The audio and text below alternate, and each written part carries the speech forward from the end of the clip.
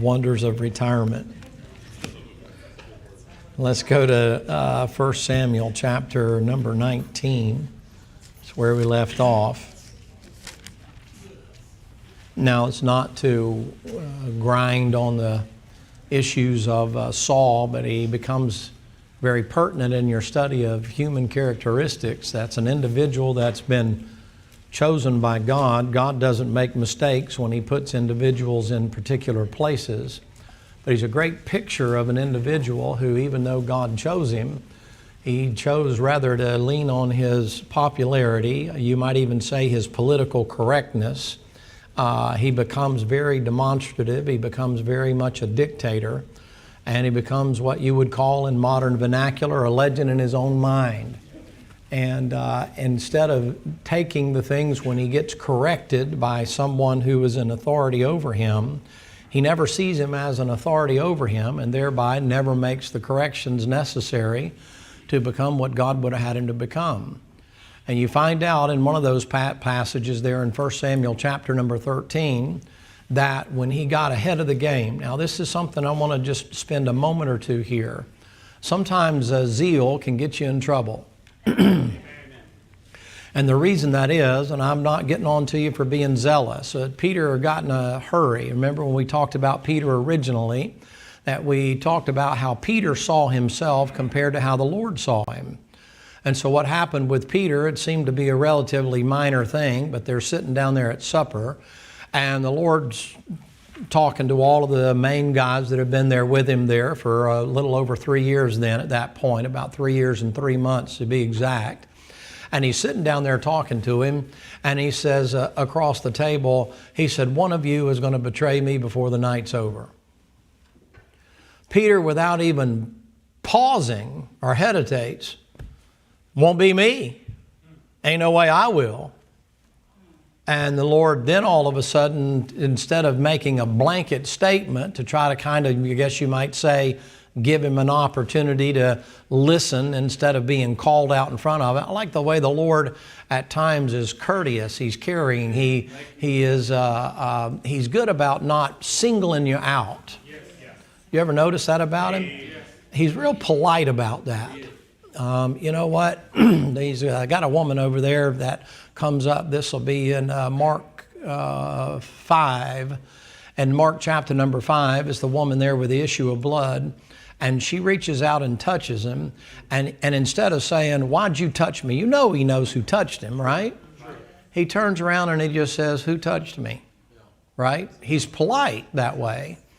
You got a woman that's brought him taken in adultery and that kind of thing. He actually kind of covers or kind of shields for her and then calls her a daughter, but then you know what he says to her? "Go and sin no more."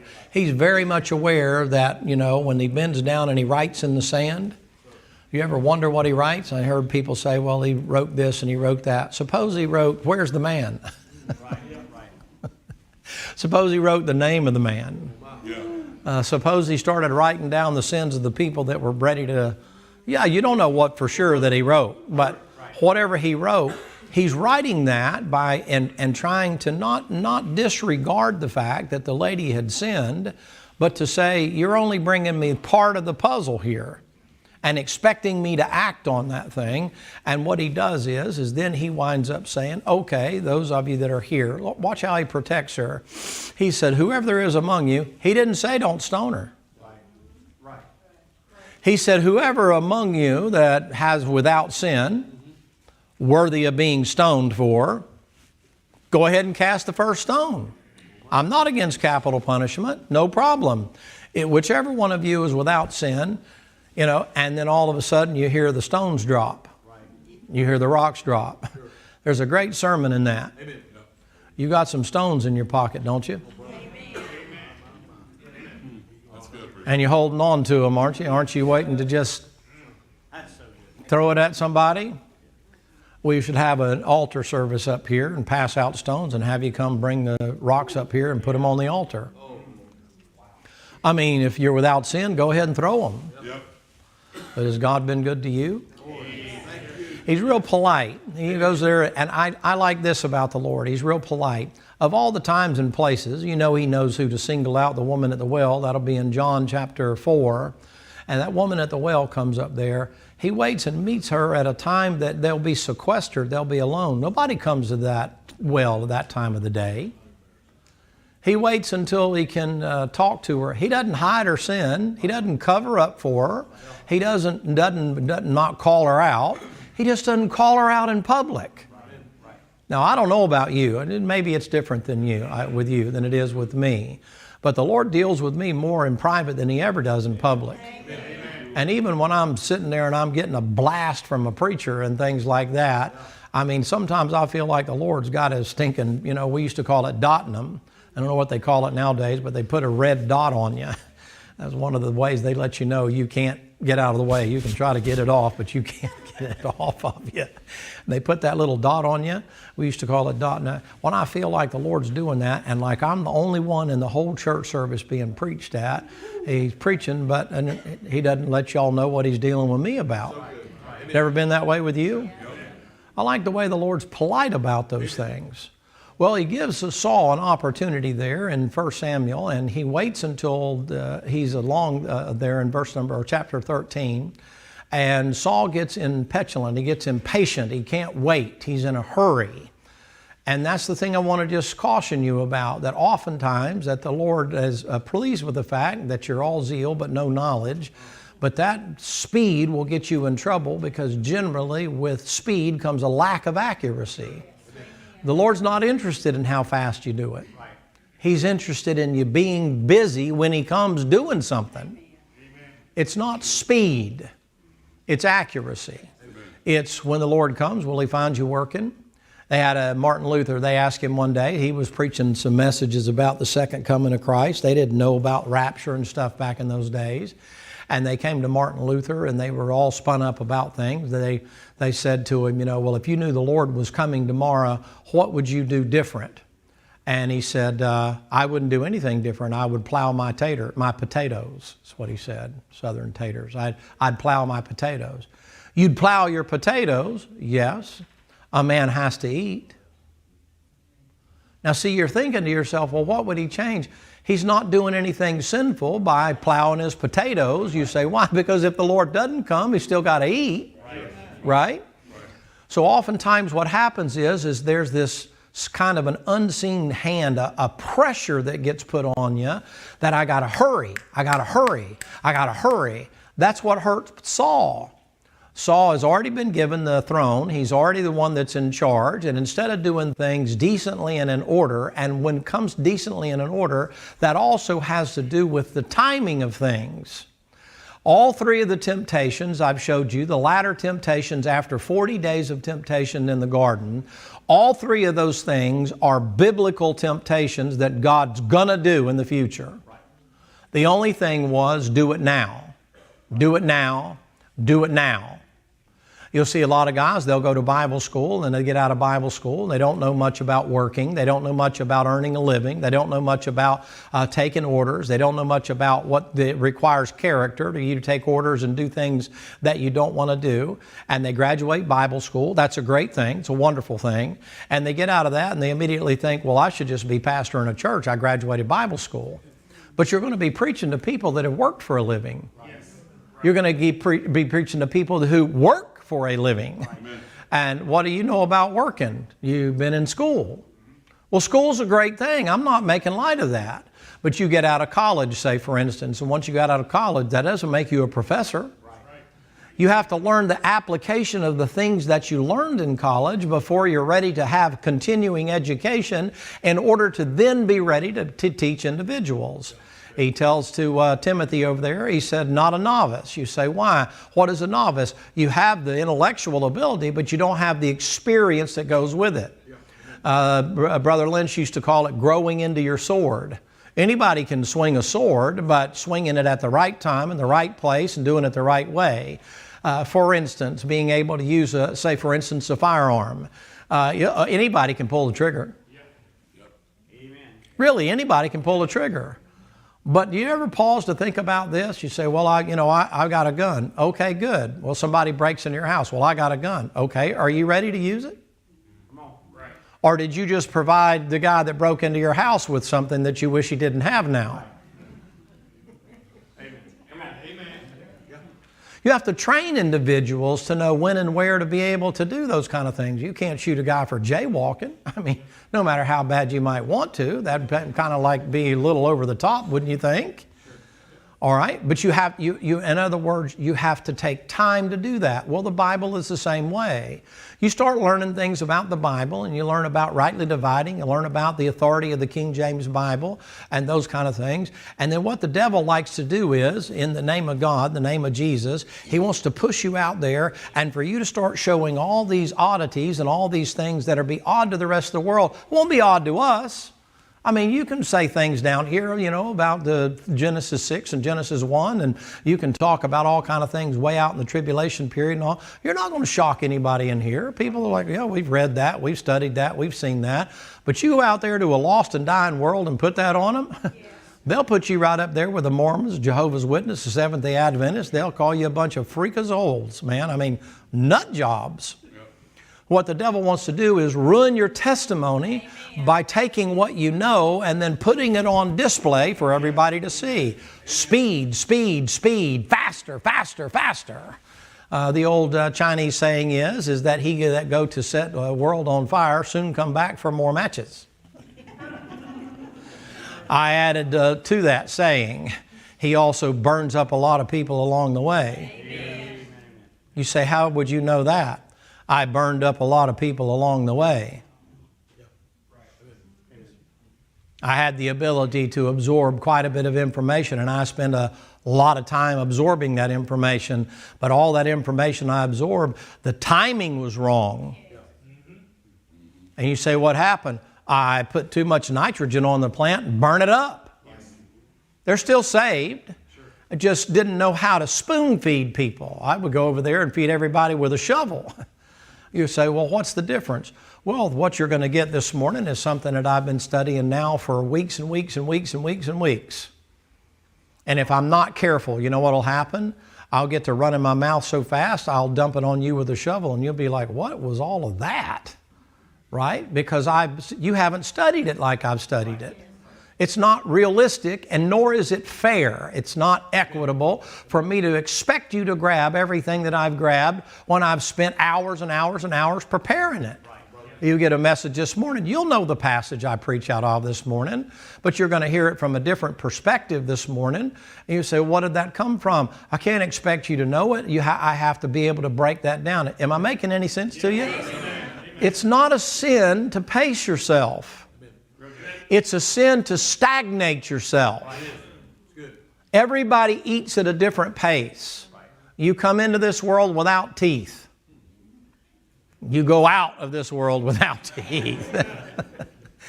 You know what has to happen as you wind up getting older and older? Your processor doesn't work quite as fast. You say, what? It's full. You have a lot of stuff you have to make room for it. You got to run a decompressor or whatever. Ask Lance about, I don't know, whatever.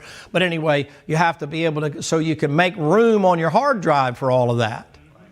So you don't process it quite as quickly. You say, why? You have a great advantage, you older people. Your great advantage is you have life experience. You know what life has taught you? It's better to keep moving, but to move slowly and carefully than it is to see how fast you can get from point A to point B. Because not only can you not enjoy everything along the way, you're liable to trip and bust your rahunkus, right? And if you fall while you're running, it hurts a lot more if you fall while you're walking. In the Christian life, he never tells you to run. But he tells you to walk. Enoch walked with God, and what? He was not. They just enjoy the time in fellowship. You get to run, and you know what happens? You try to pace yourself and all that kind of stuff, and then before long you get out of step with somebody, and the chances of you running by something you should have stopped and taken some time to look at, the chances are great because you're in a hurry, because you're focused on just getting to the end, get to the end, get to the end, get to the end. You know what sometimes you'll learn, ladies and gentlemen? You'll learn that the journey is not about the destination. It's about the trip along the way. you'll find out that, oh man, he's not even interested in me getting from point A to point B. He was interested in showing me something on the way to point B. And then all of a sudden you realize, like, well, my goodness, man, how would have I missed that? Well, if you'd have been running, you'd have ran right past it. I'll tell you a funny story. I think it's funny anyway. At least it's funny now. Several years ago, we were at a stop and rob. It was just beginning on the midnight shift, and we had a fourth watch that was already out there. And I'd met him up there at the stop and rob, and I went in there to get a cup of coffee. I was dragging a little bit, and I went in and got a cup of coffee and paid for the coffee, and I'm standing out there in the parking lot just waiting for things to kind of unwind. It's about getting close to midnight. And all of a sudden, I hear a bunch of hollering on the radio and stuff like that, and I hear gunfire going off, maybe a block or so away. And I knew that was the guy that had just left me. I recognized his voice on the radio. And so I threw the coffee down, and I, jumped in my car and went peeling around there, one Adam 12 and all that kind of a deal, and blue lights and siren, man, skidding around the corners and all that kind of a thing. And I see his car, and his door is open, and the lights are going, and his siren is still yelping, So I reached in his car and turned off the siren, and then I jumped out of my car. And so I heard more gunfire. Well, I'm crazy. I'm running toward the gunfire. It's kind of like duck, I took off running, man. I went around the first corner, I went around the second corner, and I ran, and I was running so fast because I was, in my mind, I'm trying to get to him. I literally, he's over here behind the corner of a house. I ran right by him. And he hollers at me as I ride by him. And he goes, "Get down, man, get down." There might have been a couple of excited utterances there. And then all of a sudden I see a muzzle flash. And it wasn't his going that way. It was one coming in my direction, about from here maybe to Brother Seark, maybe a little, about half that far. And all of a sudden I realized I'm not where I should be. And so I hid behind the only thing I could find to hide behind, a propane tank. But you don't pause to think about that kind of stuff. But here's the illustration. I was in such a hurry to get to where I thought I needed to be, I ran right by the guy that needed the help. Real good. Amen. Yes, good. And we caught the guy, and that guy shot up all kind of stuff and cars in the alley, nothing of any major deal like that. And, fortunately, the Lord's with me and all that kind of a deal. But now think about it. If I'd have slowed down and I'm trying to pick my way along there looking for things to get cover before we move forward, do you think I'd have picked a propane tank? But you see, I got in a hurry. Real good. I made a mistake. I ran past the guy I was trying to help, and I hid behind the wrong thing. Right. Now, that's a funny story, but it's an illustration. You say, why? Well, there's a lot of times Christians, you know what they do? They run right by the one that needs the help, and then they get out there and they're taking cover behind something they got no business being behind. You say, what? They're what we would call out of position. You say, oh, preacher, you just must have been the biggest idiot. I own it. I escaped it. I'm ashamed to have to tell you that, but it's a funny story. You say, well, who would do that? Somebody that was going too fast. Real good. About got himself in serious trouble because I could have done him no good at all. If that guy had hit me, then all of a sudden we wouldn't have been trying to get the bad guy. He'd have been trying to get me out of the line of fire. Yeah, right. Does that make sense to you? Now, when I show you these things, ladies and gentlemen, I show you people that even though they're great men of God, sometimes they get in a big hurry. Aaron could be that way. Aaron's in a hurry with Miriam to change some things about Moses. Aaron is the one that Moses had only been gone 40 days, and all of a sudden he decides a new form of worship, and we're going to put a golden calf together. Change it. You know what the interest or the emphasis is on nowadays for you folks? We got to change things. We got to change things. Well, change your house and change your car, change your underclothing if you want to, but you don't change the way that the worship the Lord. You say, what is it? It's never supposed to be fast. Amen. It's not pick it up, pick it up, pick it up, gotta go, faster, faster, faster, faster. It doesn't work that way. A friend of mine from Alabama called me a couple of days ago and he said, yeah, I was listening to one of your, and he put LONG sermons, you know.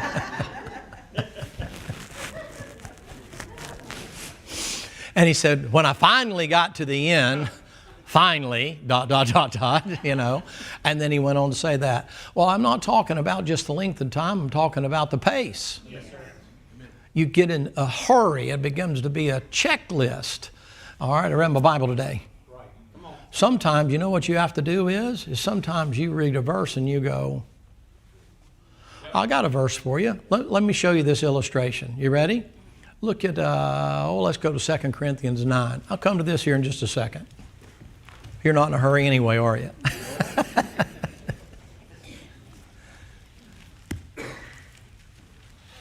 Now, I don't know about you, but I'd like to have all the grace I need to be able to do whatever God wants me to do. Would you? You remember the study we spent a few weeks on about grace? Yep. All right. The Lord said that He'd be willing to give you all the grace that you need. Is that right? Yes, sir. All right. There's a passage in the Bible that says that He can give you everything to do all that you need to do, but it's based on something. Look at verse 8. God's able to make all grace abound towards you, that having all sufficiency in all things, you may abound to every good work.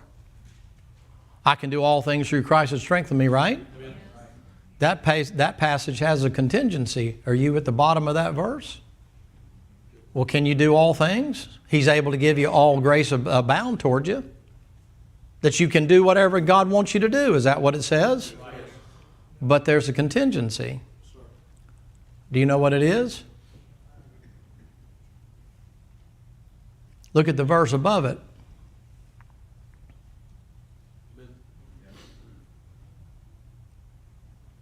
That marked some of you off the crowd. You want all the grace to do what God wants you to do, right? Yep.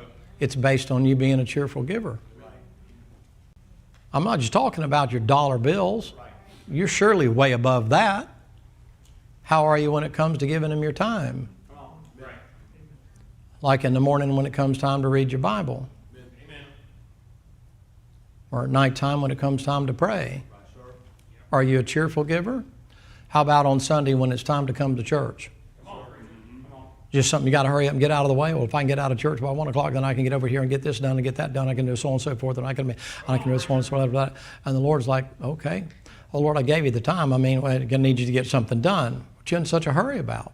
Amen. See, it's about pace. You ever watch a mule plow? Any of you ever watch a mule plow before? One or two of you older folks.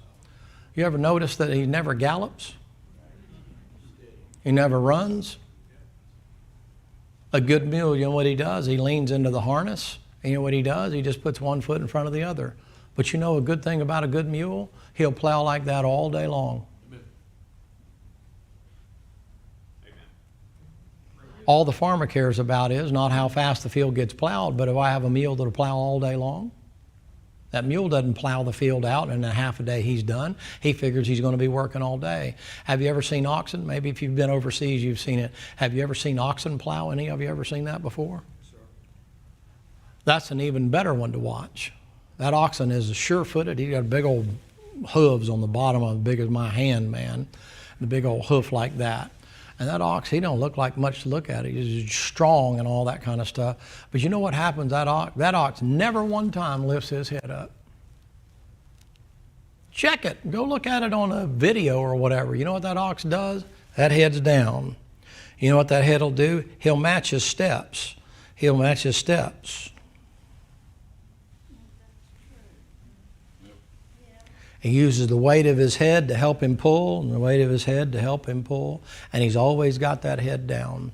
That ox comes to a hard spot in the ground, it comes to a stump or comes to a big stone or whatever, and that ox pulls and it won't pull. You know what that ox just automatically does? Doesn't even have to be trained. That ox will drop down to his knees so he can get closer to the ground and get his head lower, and he'll just lean into the plow and keep on until he breaks it loose, and then he'll come on back up. Any of you ever seen an ox race?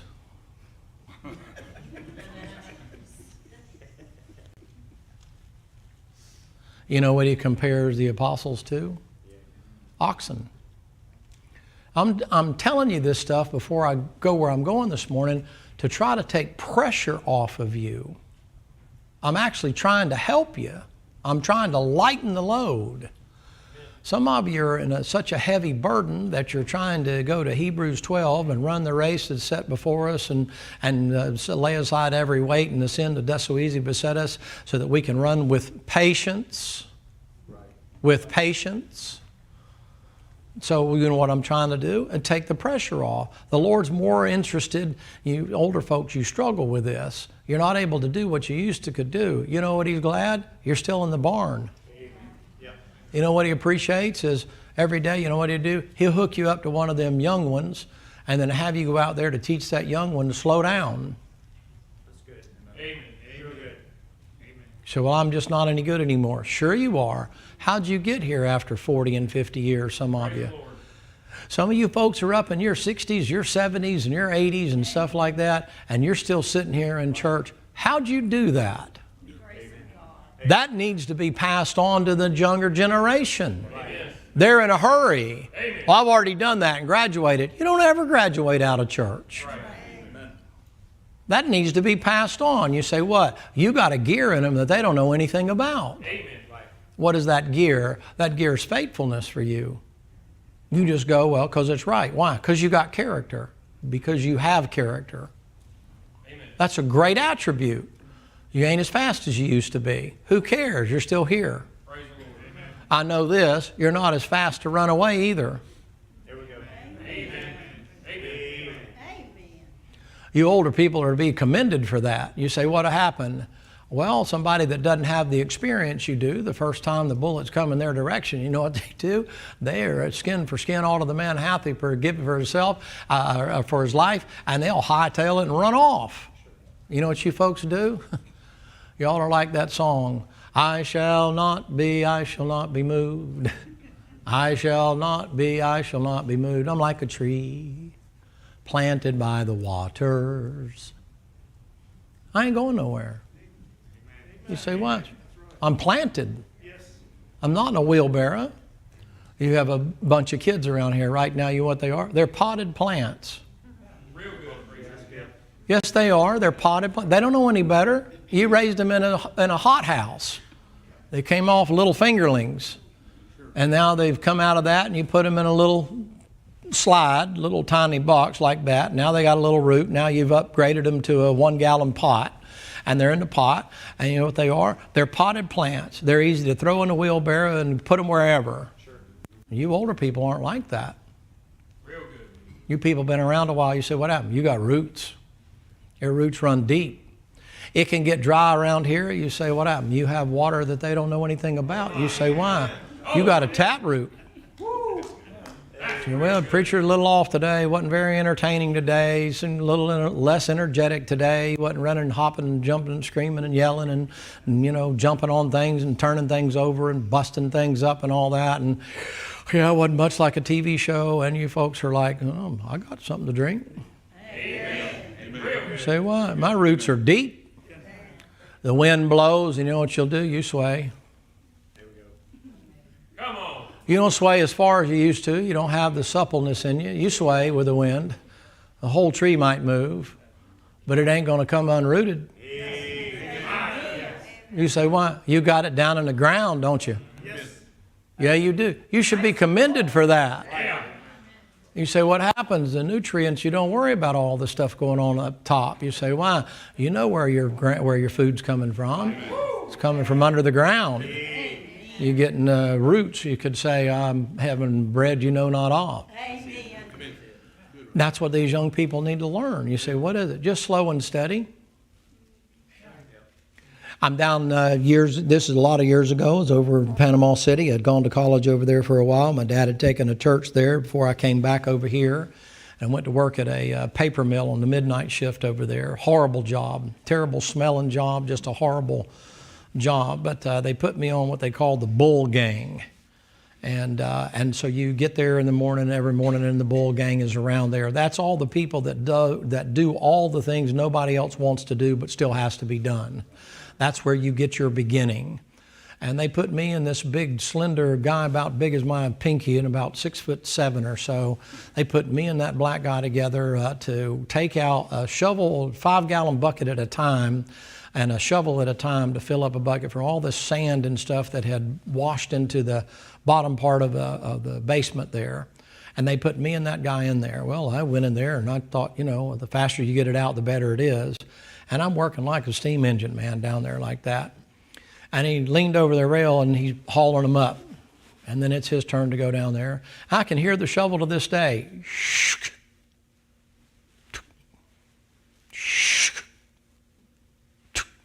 And I'm sitting there, man, my face is turning red, and I'm like, man, you ain't getting nothing done. I'm out working you 10-1. And we broke there for lunch and stuff like that, and then he's still down there. And I'm sitting over there. I'm all of a full-blown, a little over 18 years of age, and I'm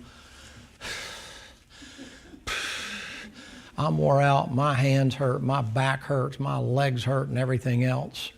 And I said, hey, man, I need to get down there and I'll help you out. He said, just pull the bucket up, boss. I got it, And he did that all day. We came up 4 o'clock time, or 3 o'clock time to knock off. And he comes up out of that basement like that. And he said, make a suggestion to you there, boss man. He's 20 years older than me. I said, yes, sir, sure, I'll take it. I said, I'm sorry, I've got to, he said, you got to learn, man, that you have to take your time doing these things. You're going to be here all day. And if you want to last all day, you got to pace yourself. See, my first observation of the guy was he's lazy. He outworked me 10-1. You say, why? He did that for the few weeks they put us together. I never forgot that lesson. He wasn't slow. He just intended to last. He had sense I didn't know. You know what he had been doing? He'd been doing that kind of work for over 20 years. Whatever needed to be done. You say, what do you do? Showed up every day, worked all day long, got his paycheck, went to the house. See, I'm in a hurry. Boy, I'm really knocking it out. Man, I can fill that bucket up faster than anybody. I lasted till about lunchtime. And that skinny little old shrimp, man, he outworked me. Until I learned I could watch him.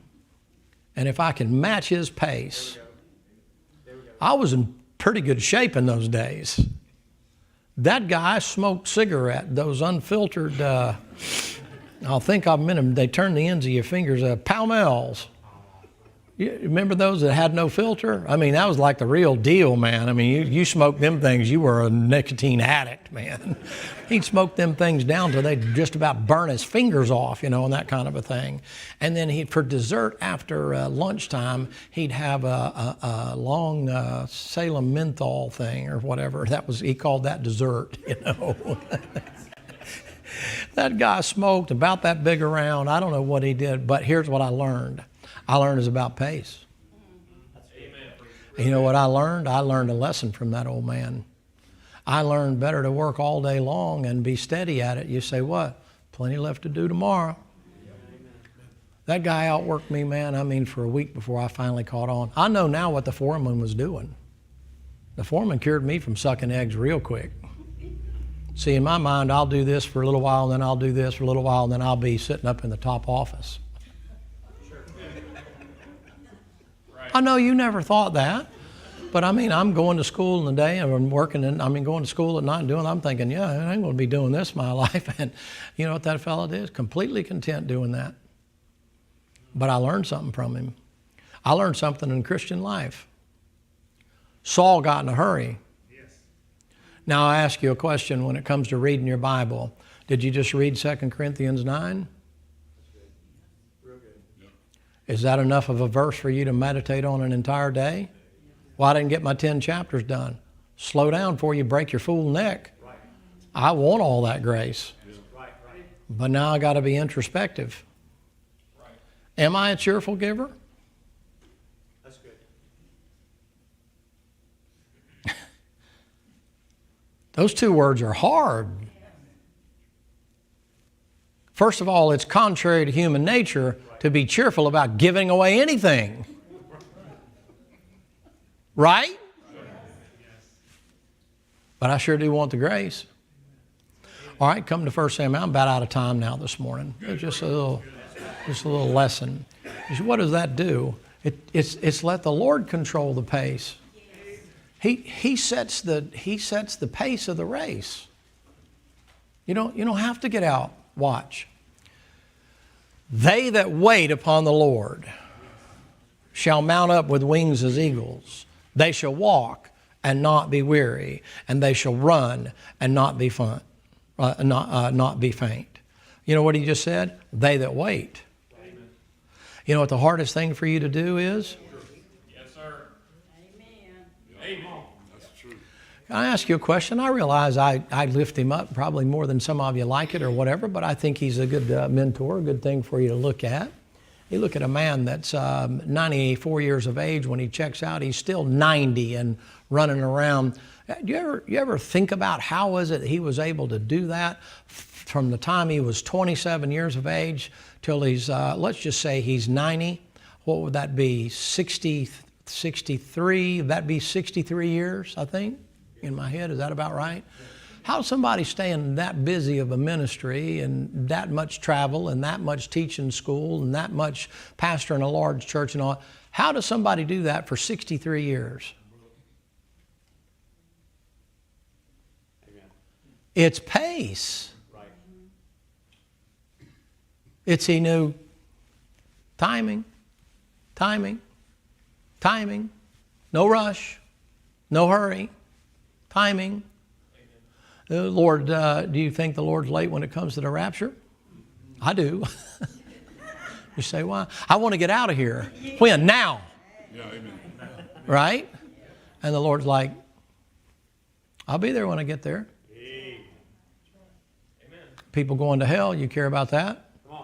Well, yeah, Lord, but not enough to keep you from coming. I mean, I'm in. Shut the door, let's go. Yeah, that's right. Guys running down the thing and they're calling him, and last call to get on the plane. I was like, man, shut the door, man. Let's get out of here. I got places to go and people to see and things to do. You know, that kind of a deal. And the guy's sprinting down from Concourse T and running all the way to the end of A, and he's just sprinting to get there, and everybody's sitting on there, you know, and they're, oh, what's going on? You don't appreciate that until you're the guy running. Yeah. And then you're thinking, if they could just hold it, if they could just hold it, if they could just hold it, I could, if they would just hold it, if they just won't be in a hurry. And then you walk on there and everybody's looking at you like, they feel like taking pictures of them and go, I'm going to look at you when this happens to you, you know, kind of a thing. Well, I wonder sometimes when it comes to that, I'm for the rapture happening right now. Amen. I know the world's getting more wicked. I get that. The Bible said it's going to. I know that it's going to a bad place in a handbasket. I understand all of that stuff. But it's about timing. Right. What if the Lord decides to let all of us die before the rapture even takes place? Would that be all right with you? Amen. The Lord gives you another day. Would that be all right with you? That's good. Yep. I'm ready to go now. Why? You got responsibility? You worried about the bill collector tomorrow? Why do you want to go? Come on. What's your hurry? Yeah, amen. Have you led all the souls to Christ you should lead to Christ? How's your personal life? That's good. You done everything you want to do for the Lord? Come on, preacher. Can you pray with Paul? I'm now ready to be offered. I finished my course. I kept the faith. Henceforth laid at me a crown of righteousness. Can you pray that? Well, if not, then why not stay around a little longer and get it done? Amen. Amen. Sir. Sometimes the rapture is just an escape, not of escaping sin. It's escaping responsibility. Right. I just want to get out of here. I just want to get out of here. I just want to get out of here. Speaking of getting out of here, we're at the end of Sunday school. And I never even got to the passage here. We'll pick it up tonight there in 1 Samuel 13, if you'll remind me. I'm getting half-timers. I don't want to forget about it. But ladies and gentlemen, you are to be commended for your patience. You hear me? Sure. For your patience. Patiently waiting. That takes a lot. You sit in traffic more than 15 minutes. Don't tell me that doesn't try your patience. Yes, sir. You say, why? Even if you don't have anywhere to go, you're sitting there thinking, well, I need to be going somewhere. Come on. I need to be going somewhere. Why am I sitting in traffic? Do they know who I am? They don't care. You're just in the line with everybody else. Nowhere for you to go. But sometimes in the Christian life, you know what you do? You just get in a hurry. Yes. In a hurry. Got to get it done. Got to get it done. Got to get it done. Hurry, hurry, hurry. I'm telling you, if you haven't heard anything else I said, listen to this last statement and we're going to take a break. That is the devil that is trying to push you at a pace faster than God intends you to go. Amen. And every time at the end of that thing is going to be trouble. Yes. Amen. Before long, you're going to be running out so far in front of everybody else, you're going to be frustrated that everybody ain't keeping up with you. And the next thing you know, you're in trouble. And you know what the Lord will do? He'll do what he did to Peter. If I say that John's going to be around till I come, what's that to you? Butt out.